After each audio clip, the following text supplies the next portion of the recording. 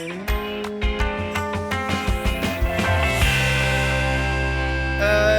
hello, a bit Spursy listener. Look at this. We're in two different places, yet we are together. What is this magic? What are they doing?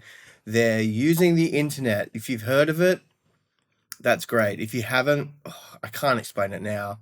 I'm here, of course, with the man himself, Dan. Hello. Thank you for having me, buddy. Yeah. I really I was in the middle of that and I was like, why does it sound like I'm hosting a podcast when that's not the case? And then I was like, how do I pull out? And I couldn't. So yeah, there we are. Yeah, no, I felt very much like a guest, and I was just like, all right, cool. I'll respond in that manner. That's totally fine. Yeah, this is my podcast. Yeah, I wasn't on it last week, but whatever. I don't care. No, look, but it's a return. It's a fabled return, Barney. And yeah, I was hoping that, you were going to come back into the fold after a beautiful win for us to discuss. That didn't quite happen, though. But no, it didn't. But, should we get into the game? I feel like it's, we were messaging throughout the game a little bit, so sort of sharing our emotions there. But maybe we'll just start with, how did you feel going into the game, seeing the lineup and seeing that it was, I don't know, let's just say somewhat attacking? I was like, hell yeah. That was my reaction to seeing it was like, fantastic. Live by the sword, die by the sword. Let the sword just ruin me. As long as the sword is present. That's what I thought. Yeah. Even if it's stabbing you multiple times. That's fine. Yeah. I'd rather be living with the sword than without it. There's a lot of honor in that. Thank you. And I feel like a lot more honor than Matty Cash. And I'm diving straight into it, but I feel like this has been brewing inside of me for the last few days since the game, that I'm just getting more and more irritated by Matty Cash. Like, usually we have games and something happens, and then afterwards, you have a day and you calm down and it's all fine. But now I feel like I'm just getting more and more hatred for the guy. I agree. When it happened, I felt so angry when he tackled Bentancur. And when you said, let's talk about the game, in my head, the only thing that was like present was Matty Cash, the roast of Matty Cash. I hate him. But also, we better make it clear, it's not like a pleasurable roast where it's like we're giving him shit, but we actually really love him and it's all for fun. It's roast because it's pure like hatred at this point. Yeah.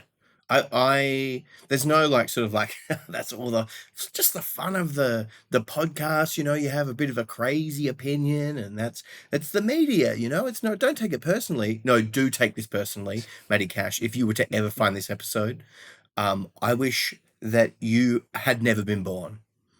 I wish that's the FA's punishment for him. They're not going to obviously do anything, but if they were to, they're like, well, all right, Matty, we decided we're not going to give you any games, but you have to go and watch just endlessly for the next 2 weeks Spurs fan podcasts talking about you at length. I just can't. So you know how when Romero was sent off, and part of the commentary around that, the punditry was like, well, you've got to take the reputation into account. Right? Where was that with Matty Cash? Where was that? He's seriously injured another one of our players, but apparently no. No, but he's a nice lad, Barney. He's a nice lad. Yeah. And that's what even I've heard critics, like pundits, saying of him. They're like, well, Matty Cash, he's a nice boy. But, that was a bit late. And then it's such contrast to Romero, where it's like, throw him in jail. He is a menace to society. He's dangerous. He's going to injure everyone, their families, their children. You just can't trust him at all. And to me, what really frustrates me the most about this whole thing is Matty Cash. You see him. He's nowhere near the ball. His eyes are purely on Bentancur. Yeah. And like you said, this is not the first time this has happened. And compare it to Romero. Clearing the ball, sure, reckless, red card, whatever. I still don't think it's a red card, but a lot of people do. I'm fine with that. But to have, to be sent off and then miss an extra 3 games versus Matty Cash, who just gets a yellow and then gets taken off at halftime, gets an early bath. Like the disparity between the punishments here just seems absolutely ridiculous. Mm. Yeah, I agree. It's so. I mean, that's what's been said, I guess, all season, that it's been inconsistent. But that was just, especially, at that point in the game for us, and what followed with the sort of dip in the quality of our play. It was so integral to what happened. He just got away with injuring a player who no longer could continue, and sure, then he comes off because he's got a yellow card. Like, whatever. I just can't believe he got away with it. I cannot believe that, with the whole VAR, like, is this actually a red? Like, let's look at this. Do we upgrade it? Like, what? Yeah, it's it's really quite disheartening. I think as well because there was also the elbow on Hill, Yeah. at the start of the game by Diego Yeah. Costa, and I saw afterwards. I've got the quotes here from Dermot Gallagher. I think my understanding is there's a Sky Sports show called Ref Watch, or a segment or something like that, where they've basically got former refs standing around and making excuses as to why refs don't punish things. Yeah. And Dermot said basically that VAR was working, that the feed was going to Stockley Park, so the VAR could see everything, but then they couldn't relay the feed back into the ground for the first 10 minutes, so they couldn't ask a ref to go and maybe check their decision on a monitor or something like that. But then the Dermot says the referee is there to referee the game. The VAR is a backup. It is not there to referee the game. Every other instance I see, VAR is getting involved and sticking its grubby little hands on everything, like with Romero, and going like, "Oh, hang on, I better go back and check absolutely every last second of the previous 5 minutes to see if there was an infringement." And here you have, it's like, well, it's not there to ref the game. It's just there as a backup, as support. It just seems so wildly inconsistent. It's ridiculous. I cannot believe that was said. Oh, it's just there. It's an assistant. Yeah, that's the title. Great, cool, nice one. You know what the title is, but the impact that it has is so far beyond that of it. It's not a suggestion. It doesn't go, "Hey, Michael Oliver, just suggesting that maybe should be a red card." It's like, you need to go to the monitor and look at this, which is so loaded. It's like, how often does and this gets said all the time, does a ref go and watch something on the monitor and then turn around and go, "No"? It's like, it's not. It's not. It's like a supervisor, if anything. Yeah. And unfortunately, if the supervisor is good in any role outside of, being a ref or whatever you're doing, it assists the quality of whatever it's supervising. And that's not the case. Like, I don't want to get too tinfoil hat, but like, the suffering post that Liverpool game, in terms of like our decisions, what we've got has been like just deranged. Yeah, and I feel like we're warranting going tinfoil hat now, Yeah. because it has been really bizarre. It's like, sure, we got away with one in Liverpool game. Okay, we'll accept that. But then it's like we're repeatedly not getting away with things, or more so, we're getting like having fouls committed against us. Also in the Wolves game, like Dawson on Sonny, like when he grabs him around the neck, then smacks him down in the face for good measure. It's like nothing now seems to be checked. And then whenever anything is checked, we just get rubbish excuses. Like, I think, again, Dermot said about the Hill elbow, that's like, oh, this is just sometimes what happens when you have like a tall player and then a smaller player. And we checked it, but we felt there was no offense. And you're like, what? Like, why is it suddenly there's like this whole set of rules that come in now? But then, like, again, with the Romero incident, it was like painting him out like such a villain, so evil with everything else. And it's like, it really does seem that sometimes VR is looking for excuses to give something. And then other times it's almost like you really have to go 150% past the line for the decision to actually be called. Yeah. It's bizarre. And I am so much on the page of going back to just not having it. Like, I don't see the point. It's so infuriating. It slows the game down. If you're, wanting to encourage refs to let the play flow, give advantage, not call back borderline fouls and sort of like encourage this free flowing game where you are encouraging the like exciting thing. And I say exciting thing in terms of TV deal executives being like, we want more goals because that's what people like. VAR is the exact opposite of that. Like it is the opposite. I would much rather suffer because of on-field referee decisions, and because then there is sort of a point where, and I've said this before on this podcast, but where I can be furious at the ref, whoever they are, but it kind of ends there. It's like, well, they got it wrong. Like, that's it. There's nothing else I can do.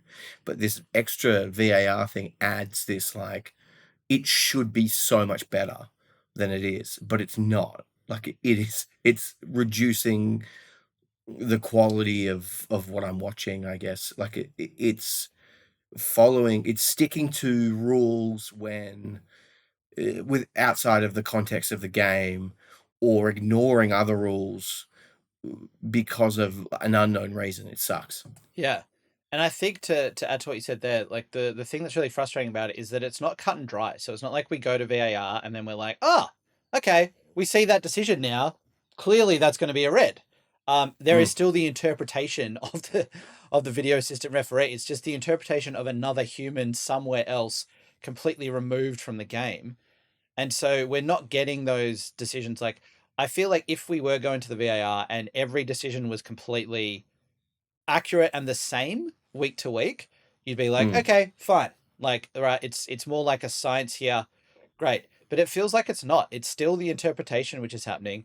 We also have like the stamp on Decky in the Yeah. that could have been a penalty, but like other weeks that's given us something. This week, no, we didn't feel it's enough to overrule or give that. And it just feels like now, I don't know, it feels like certain teams are able to maybe set up in a manner that plays into the VAR's hands a little bit. So, like Aston Villa, for example, playing a very high line and a well drilled offside trap, and like I think we give them credit for like they obviously they execute that really well. But you'd think if we didn't have VAR, I feel like at least one or two of our offside goals would have been given. This is not just to say we would have benefited from offside goals, so let's just get rid of it. But it seems now it's like defenses, if you do get trained in that, that's one area of the game where you can go, well, here's a cut and dry scenario that if we do catch them offside, it'll be picked up and it'll, because they draw the lines, it's usually the most cut and dry sort of system. But then there are still other elements of the game where it's like you can tackle hard, you can try and take out some of our creative players, and there's not that it's not like we can't play openly and freely going like, well, if we get hacked, we know that VAR they're gonna crack down on it. It's like we have to go, well, we get hacked, but we might still not get the calls when it does go to VAR. Yeah, totally. Yeah, that's so correct. I mean, with the VAR, like the offside, even then, I'm still baffled as to like what is. Sometimes if it's really close, I'm like, I don't know, because I don't know what is being counted as what it's meant to be: shoulders, head, obviously legs. Like, is that the system? But sometimes I'm like, well, it seems insane to me that, say, if your shoulder is ahead of the last defender, but your legs are not, like, how often are we seeing players shoulder balls? Yeah, totally. You're right. And it's like if the argument is, well, whatever part of your body is offside, that should be given. So it's like, what if a player turns around and they just stick their ass out and that is like offside, but then they like make a turn around, make a sharp run, get through. Like there's a lot more work to do in that than there is of just like standing around in the 6-hour box. And it just feels like, there's no freedom around that side of it. And like personally, I would rather encourage attacking goals and attacking play. And even if we can see goals from this happening, but I don't like if a shoulder is offside, but the majority of their body is back, I don't think that's offside. Like, and even if we concede Mm, goals on that, I'm happy to concede that because it's like mm, what I don't remember pre VAR coming away from games all the time being like, oh, another offside goal. If only there was a system to get rid of this. mm. But like now, every time game stops, and especially if we're playing in a way where like we're really going at teams at the start of games and we're putting so much pressure on them initially, like that pause of 2-3 minutes to stop and check a decision, that can really start affecting the momentum and give the other team a chance to sort of regroup and resettle. And I just Mm. I don't like it. Like I know we said at the start, like we won't go all the way in VR, but like it's just it's just so frustrating that like this constantly seems to overshadow us now that we're a team trying to play good attacking football. Yeah, yeah, totally. And I can think back to the Leicester season where Son got called offside and it was so marginal and arguably maybe was onside. My feelings towards that at the time were like, that's bullshit. He was onside. But also, it's like, well, it goes as far as the linesman calling it. There's nothing else that can be done. So I can kind of accept it. Versus now, like anytime they check offside, I'm still like, I don't know how accurately this is being measured. Like, it seems like there's so many factors that go into like whether someone's on or off and what the camera angle is and where they draw the lines and how thick the line is and all this kind of stuff where I'm like, is it? Like, is it? Or are you just overruling something with a flawed system and then therefore it's pointless? It's kind of like, it reminds me of like if I had said to you, like, Dan, do you want to go for a bike ride? And you were like, yeah, sure, let's go for a bike ride. And I was like, I've invented these new bikes. This is where, say we're in the 1800s, right? Yeah. Okay. And you're like, okay, sure. And I'm like, I'll bring them round. And then I roll up with a penny farthing. And I'm like, look at these new stylish bikes. And you're like, this makes everything so much harder. I don't get why we're using this. And I'm like, get on board. It's new. That's the same as VAR. Like, how am I supposed to get up there? That's the first question I've got. Yeah. Yeah. It took me hours. Like, yeah, I don't get it. No, I feel you on that as well. The other thing about the offsides with it all is like the linesmen are just petrified to call anything Mm-hmm. as well. So they just wait till the end of the play, whether that's a goal or not. And then they're like, yep. It's like the person who's just like, I knew that was off. Yep, I knew that was off. It's like they wait till the end of it all happening. Mm-hmm. So it's just like that's another huge frustration there because you could get so much. Your player could get injured. You could have whatever, but like just call the offside if it's hot. Like linesmen now have no responsibility with that either. Well, imagine, and this gets brought up by the commentators, but if you're a linesman, you're like offside, but I don't call it until the end of the phase of play. And then someone gets a really serious injury. Like, can they then sue you? Like, can they be like, well...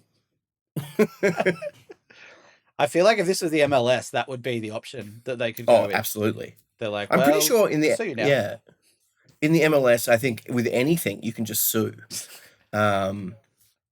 That's what I've heard. I don't know. I love 5 minutes into the game. It's like, well, we're gonna have to stop here because, the Messi is suing everyone right now. So let's reconvene this game in about 18 months. Yep. They actually haven't finished a single game in MLS history. They're just all picking up the games and stopping due to them being sued and caught up in litigation. Oh yeah, absolutely. I mean, that's what I've heard. I don't know if it's true, but that is what I've heard. Allegedly. Rumors. From Caroline Stepko. No, Caroline's never said that. But she's just the most involved MLS fan that I am aware of. Yeah, I guess it's like, especially within our Discord and our community there are not a huge amount of conversations going on about the MLS, but this is the sample. This is right? the sample size. It is so small. Yeah. And she covers it well. She actually makes me want to watch it. Yeah, well, yet we still have not watched any MLS. I think it's on Apple TV now, right? Is it? Well, I mean, I've tried to watch it, but every time I click on it, it just says litigation. So I can't. Just caught up. Yeah, that's right. I guess they Yeah. can't show the feed because that would be use against people Mm. later. Yeah, exactly. Exactly. What did you think, like with obviously Bentancur going off, what did you think of Gio's performance? I thought he was great. Mm-hmm. I thought maybe I'll just bundle Hill into that as well, because I thought that Yeah. they were both great in similar ways, and like the Gio, it's this weird thing. I feel like I'm back on the roller coaster of like Gio could be really good for us. Actually, he won't be able to offer us anything. He's injured. Oh, maybe he's pretty good. And now I'm back up going, well, if he can keep playing like this, then like I have a bit of renewed faith in how we're able to sort of cope creatively without Madison. But I thought Mm-hmm. like I'm just impressed that you've got someone who's had a few injuries, hasn't really played that much, and this is like a pretty high pressure situation to step into. I know he did just play against Brazil in Brazil for Argentina, Mm. so maybe slightly higher pressure there. But I thought it was really good. Like I didn't think he looked out of sorts, and I thought the same for Hill. I thought that I was just really impressed compared to say if you go back to the Fulham Cup game where we had like the B team quote unquote in, Mm. and it looked really kind of disjointed. Like now I think it just looked way more cohesive, and I was impressed for the most part creatively with both of them. Mm. I mean, I'm an OG Geo stan, so I feel like I'm so biased. But yeah, I was so impressed. I was like, yeah, here we go. Here we go. Prove the haters wrong, brother. Yeah. Prove the haters wrong. And then he's going to go play for Argentina, get injured, and. But I think like he is a good player. Like out of the two, like obviously Ndombele, total bust. But like Gio, when he came in and Jose was using him, like he was carrying that team. Yeah. And it maybe didn't suit. Oh, well, you could argue for and against that it didn't suit that system because he's constantly like go go go. It definitely suits Ange's system. But yeah, I just want. I mean, I say this, and then next game he's going to get injured. Oh yeah, like that's definitely on the cards. Or the next international break, which I feel like is maybe hopefully in January or something now. Like, please can there not be another one before Christmas? I don't think there is, because we've just got too many games in December for them to squeeze that in. But how did you feel then with Gio scoring? Because that for me, like it felt like it was a moment of like, yeah, if you are supportive of Gio and you do think that he can offer something, it was really like a full on like hell yeah moment for and I think for him to score like so early in the game as well. I felt like dual happiness, double happiness, where I got the like, yeah, we scored, and then also like, hell yeah, it was Gio. I was right.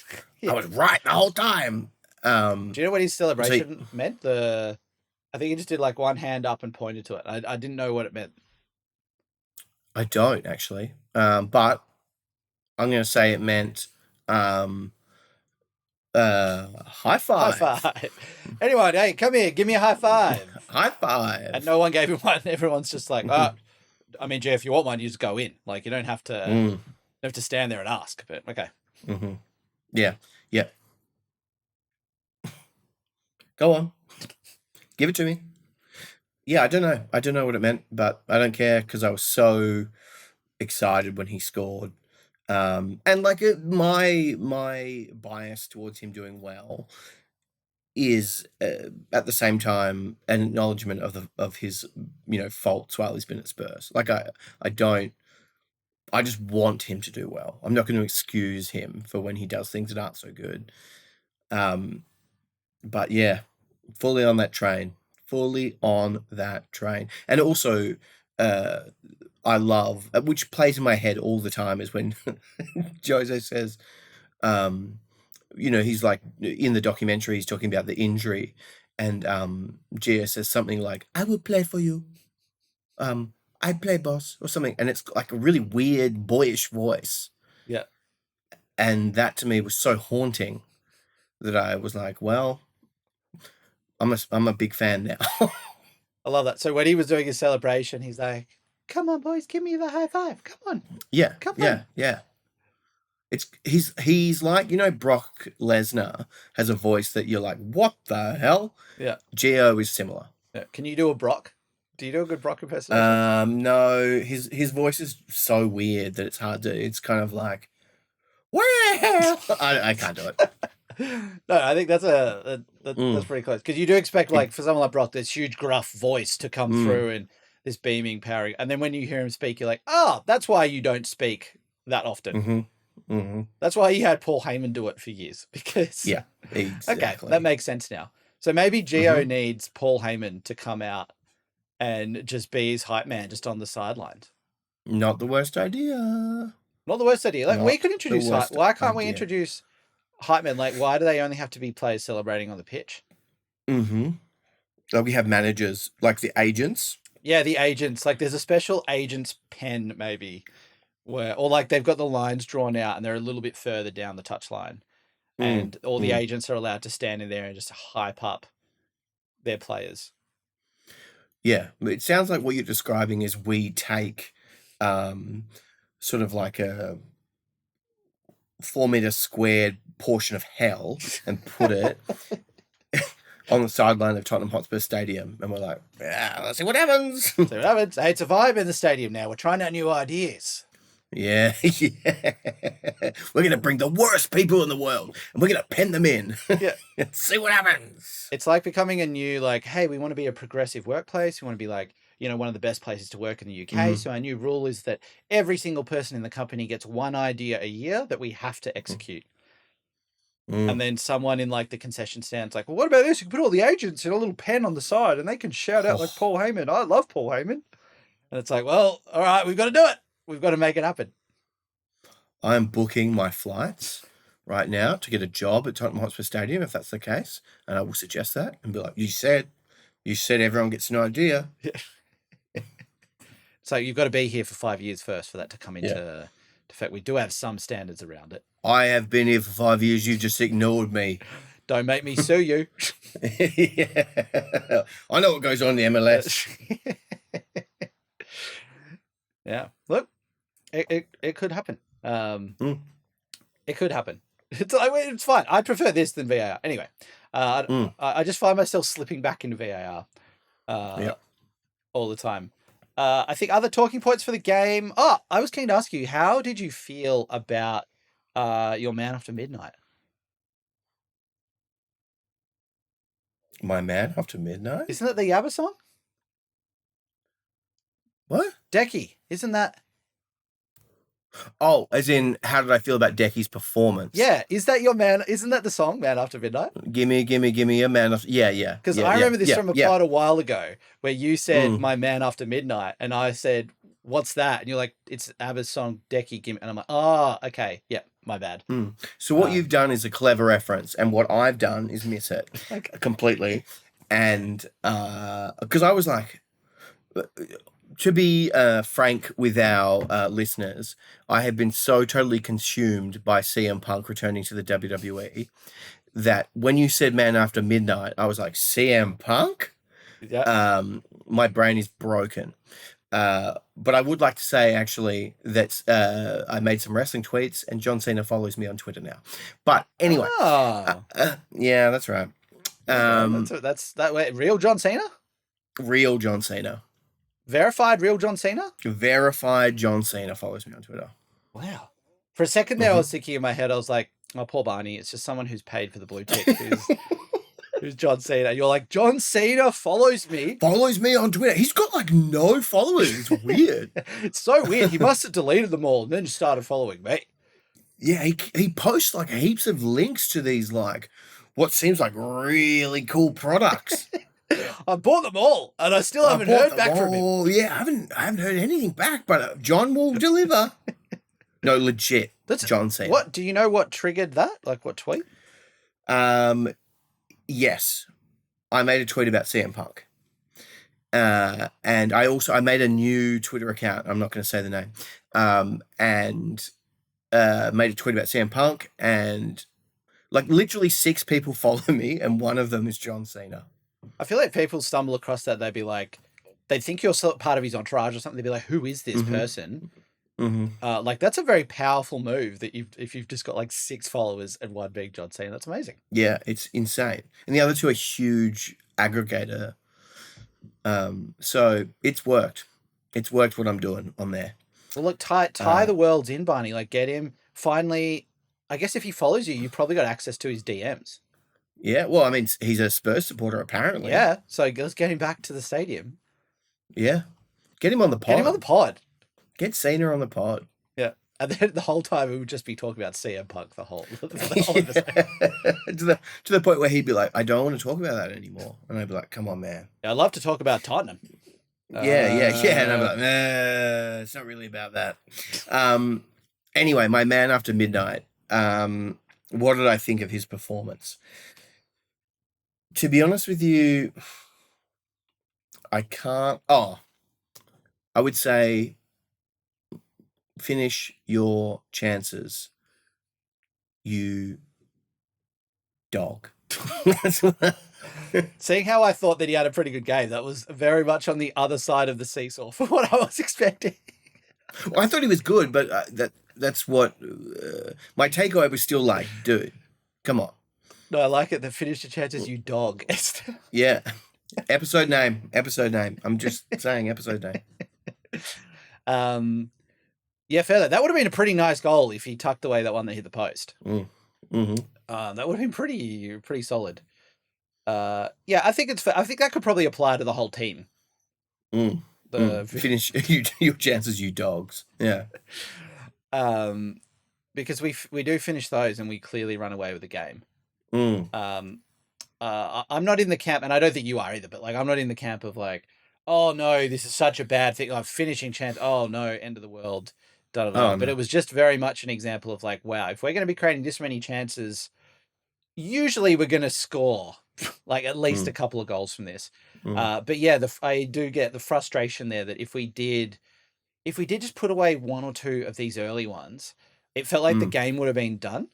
And I don't think Villa would have come back from it, even though they were always going to be a threat from set pieces because of our micro defense of just pure fullbacks everywhere.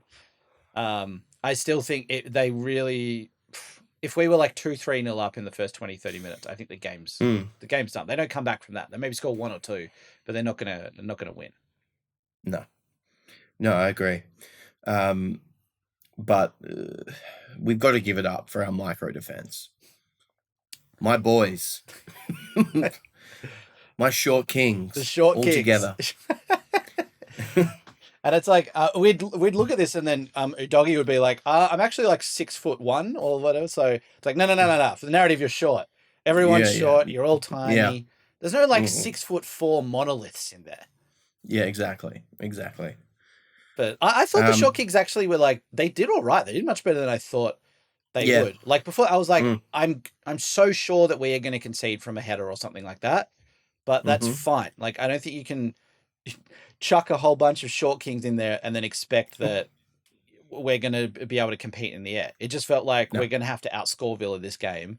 And for where we are with the, Romero, Van der Ven, and then Bentancur, who's also quite tall off at that stage. It's like, like we should be okay. But I thought they did all right overall.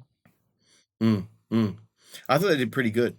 And I think we're spoiled in terms of what you were saying before with the chance creation. Like we're so spoiled by the fact that we've had Son and Kane, who are both elite finishers. Yeah. And now we've got Son.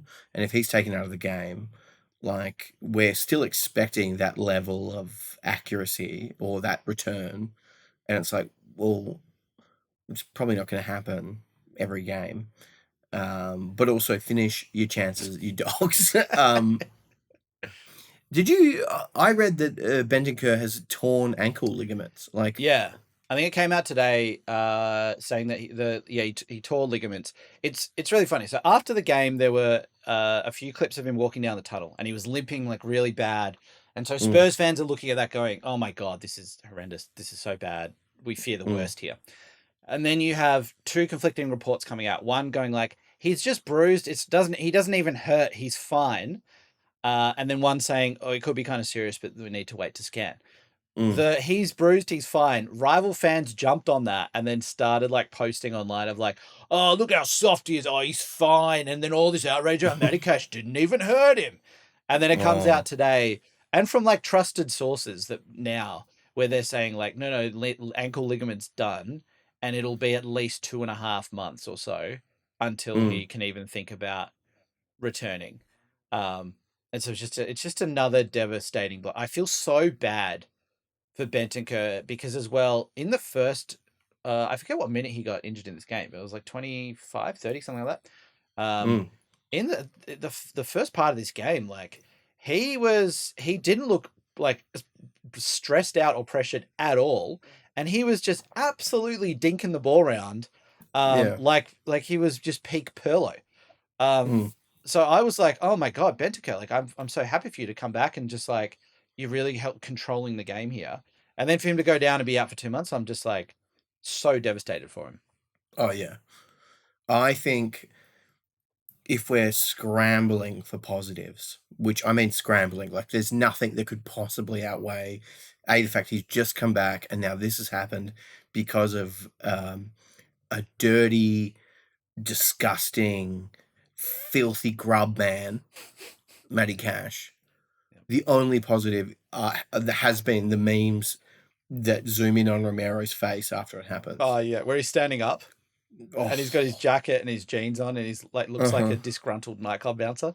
Yeah. Which to me goes like I go, okay, if he hadn't been sent off and he was playing, he would have been sent off in this game.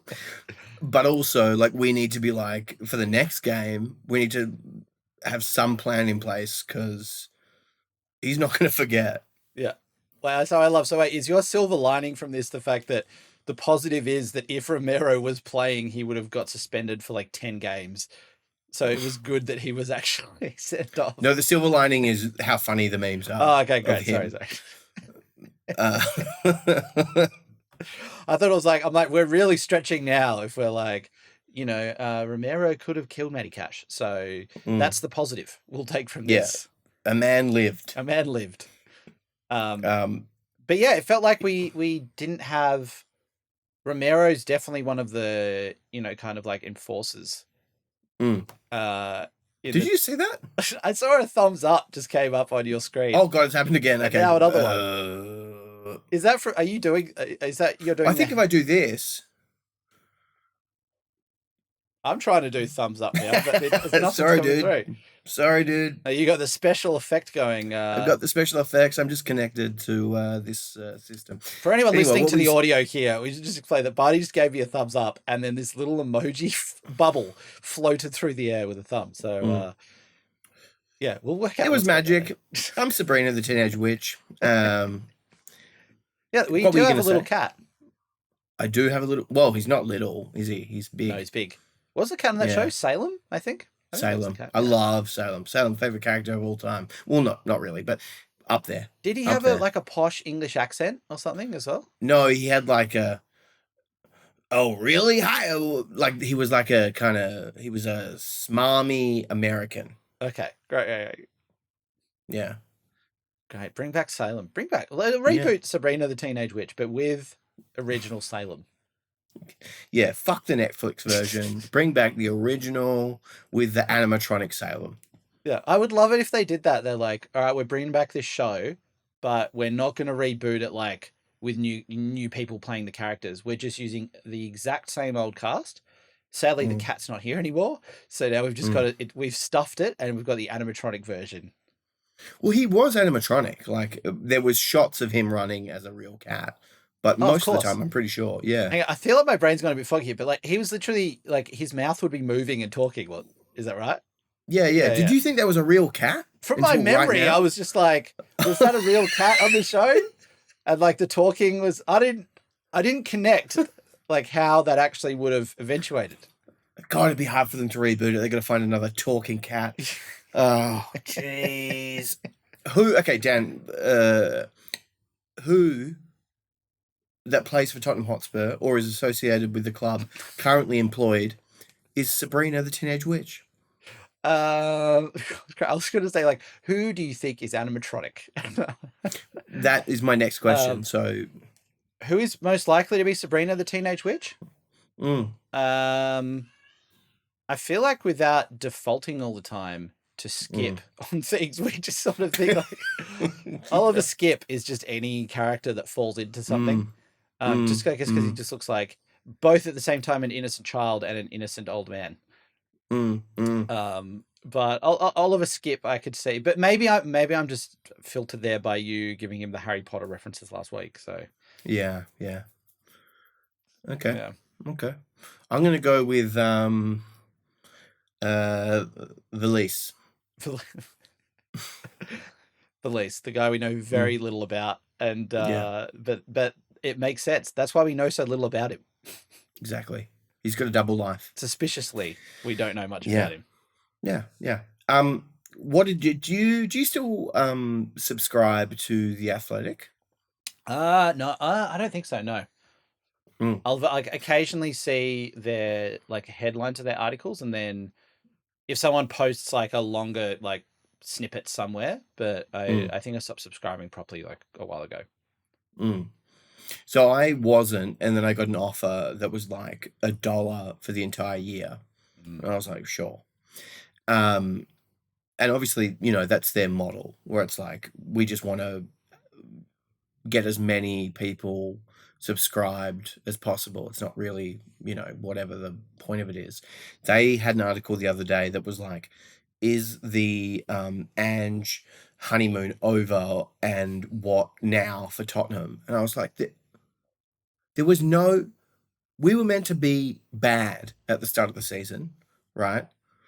It's the equivalent of like going on a holiday with a friend and being like, we're married, honeymoon, and then they do one thing and you're like, honeymoon over. Like marriage on the rocks now. Oh no. Yeah, and I just we've been very ranty this pod, and I want to take a moment to just rant at how poor the quality of The Athletic is. It is so crap. I just I can't. I mean, I feel good that I only paid $1 for it, but like, it's embarrassing how this premium sports thing is meant to be something other than it is, and it is just like basically like you and I could run a website where we're like, okay, so this week we need to write like 3 articles about Spurs, so we won't look at anything. We'll just what do you feel like? Just make shit up. Yeah.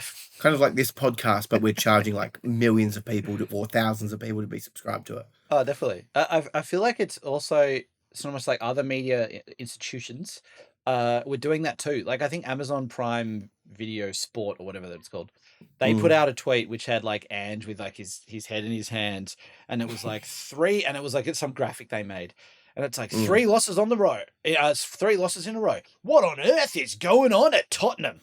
And you're like with even the smallest shred of analysis, you can go, we're missing, I think now 9 players from a squad of 25, including like a substantial amount of first team. But like maybe that's one little hint of what could be going on. Like maybe we start with that. Maybe that could be something. But I think it's like place like that, The Athletic, like all that, like they're just so driven by these like, you know, trying to get us to click on what we think is a stupid opinion. And then it's like, I guess we fall for it by clicking in and going like, I'm going to read and see how wrong this thing is. But then like, as the numbers showing up in the metrics in their back end, they're like, well, it's someone who looked and read through the whole article. So that's a win for the sponsors. That's like it's a win-win. Like you can't lose if you're putting up whatever. Either people are going to be like, they're right, or be like, this is the worst thing I've ever read. I need to keep on reading because I hate it. But yeah, if the metric is like, well, they stayed on the website for X amount of time and they were exposed to X amount of ads, then it's like, well, that's a win. Yeah. That's what it feels like with headlines such as that, because I feel like the feeling for most Spurs fans that I've interacted with is still like really positive and being like, oh my gosh, just the the type of football we're trying to play, at least, is just incredible. And where, we can see there are definitely some frustrations in certain games, of course, but, we can see the direction we're heading in is just so much better than where we've been. And it just feels like, there are these attempts to like rile up the fan base. It's like, oh, you're all happy. All right. Well, how can we make you unhappy now? Or how can we try and get an angry reaction from you? Whereas in the past, it was like, you're all disgruntled. Let's fuel that fire. And like, we know that you're unhappy with things about Spurs, so we're going to write some articles that make you even more unhappy and fuel into that rage. Oh yeah, here we go. But now it's the other way around. It's like, you're all happy, but now we still need to rope you in somehow. And we can't write articles just about like how happy everyone is. Yeah.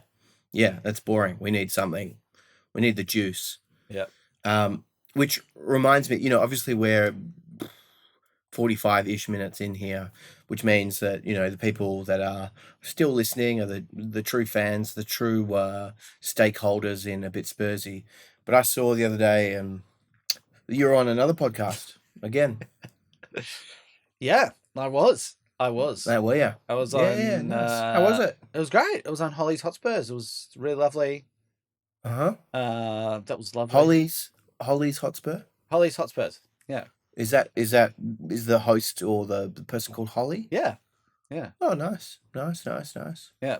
Did they treat you well? Treated me very well. Yeah, did they? Treated me well. I had to get up very early for it. It was like a 6 a.m. start time. Was it? For that. It was interesting though. Yeah, right. Yeah, it was good. No, it was good. Oh, I had a great time. Oh, was it? Yeah. So 6 a.m. What day was it? Tuesday. I was up then.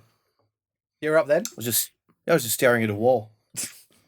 Well, maybe, look, if you weren't just making CM Punk tweets, you probably would have got invited on as well. Instead of you pushing your John Cena account. So I honestly couldn't on Tuesday. If I was on that pod, I'm not saying that I should have been at all, but if I was, I would have been like, so you CM Punk, guys. I feel it's like I just get reached out to on things because I think if people go to my page, it's like it's very in line with this the podcast branding, and I guess it's like just branding mine. I can't just like what's drop my that. page? What's on my page? Your page. It's like it's you and like I think it's a photo of you with sunglasses on and someone's head coming out of your ears, and then if I'm not mistaken. So I feel like people would go, oh, let's get the A Bit Spursy guys on the pod. And then they go like, all right, let's just check out their pages. And they'd see, I think, your page and mine, they'd be like, oh, does Barney, okay, maybe he's not even, he probably wouldn't be keen because he's not not presenting like someone who's got that sort of, that branding there. Yeah. I'm sure if you switched it over, I think you would be asked probably instead of me in a bunch of these instances. Oh, I don't think so. I mean, I feel like you're the solid, great opinions, informed. I feel like my brand is not that. My brand is a photoshopped image of Kendall Roy with my face over the top, and then Hanny's head on the headphone. Yeah, I feel like you've kind of done like the Amazon Prime sport thing of like, why the hell did they not ask me? And I'm like, the very first thing they're going to look at is the profile. And I'm sure that's it. I'm sure that's literally all it is. Yeah. Anyway, great. I'm so pleased for you. Did we have any questions this week? I don't think we did, but we can quickly bring that up to see if anyone's still thrown to the Discord. I feel like there's, just given the fact that it was kind of the international break and we were wading through that, like the fun questions dry up a little bit when we're not playing that well. Or when we're not winning, I should say, rather than that. Whereas when we're winning, we just get like, all right, if a donkey walked into the stadium, and then it's like, great, awesome, off to the races here. But I don't think we have any questions. I'll just quickly check in the channel, see if anything slides in for that. If anyone does have questions that they want us to talk about, and usually statistical based ones are not the best to ask us if we're being very kind of honest with that. But join up to the Discord. The links are all over our socials and everything, and pop some questions in there because we love chatting about it and hearing, I guess, the warped minds of our listeners as well, and not just getting caught in our own echo chambers. It's a gorgeous space, I would say. It's my favorite space on the internet. And I say that not trying to make you join. I say that fully, legitimately, like it actually is a really nice community of people. I don't know whether that's by design or happenstance, but it is actually really nice. Yeah, no, it's lovely. It's a nice little way to just tuck in and chat about the game and the match day and everything. No questions this week though. But please, drop some questions in. We'll chat about them next week.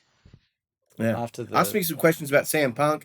How did I figure out that he was coming back? I can tell you, it took hours of research. I put a bet on it. I won quite a lot of money. Yeah,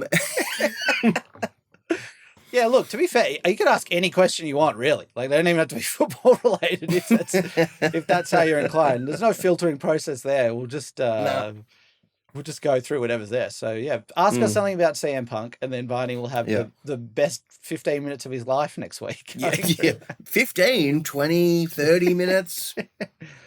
Before we cut the mic off. Yeah. Much like what happened to CM Punk with the pipe bomb. There we go. So, happy for that to happen. There we go. I guess, looking forward. We've got City.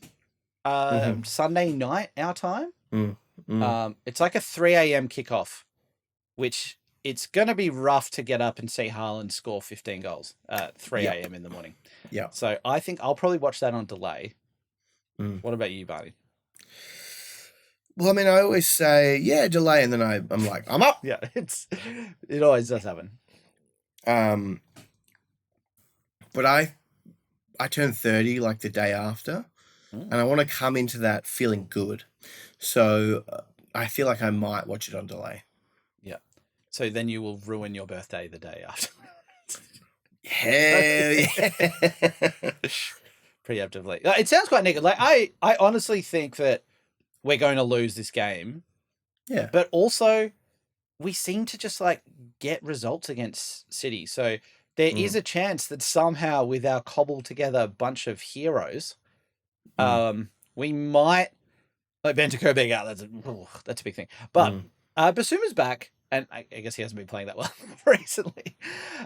We could still somehow squeeze something out of it. Like, I'm still inspired by the fact that we are going to at least go at them and attack. And I'm like, it'll be exciting to watch, but I mean, Haaland could absolutely destroy our short kings. Yeah. I wonder if we just play a violently high line, almost like we did against Chelsea with the Noma, just on halfway, just to try and mitigate getting the ball, like, being crossed into the box or anything like that.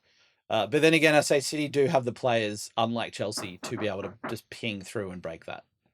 I think we're in trouble. I think it's gonna be quite ugly, but oh well. It could very well be. But yeah, I think that does us for this week. Yeah, well, my door I've got to open my door because someone just knocked. So, but yeah, I would say yeah. That sounds like such a poorly written TV show or something. Just the dialogue, like, I've got to open the door because someone knocked. I'll do it right now. Watch this. There was someone knocked, right? I'm hoping that this is some food delivery or some sort of package. No. Not at all. All right. There we go. Not at all. Lovely climax to finish the show for this week. What a reveal. Beautiful reveal. Look, as always, I've been Dan. I've been Barney. And come on, you Spurs.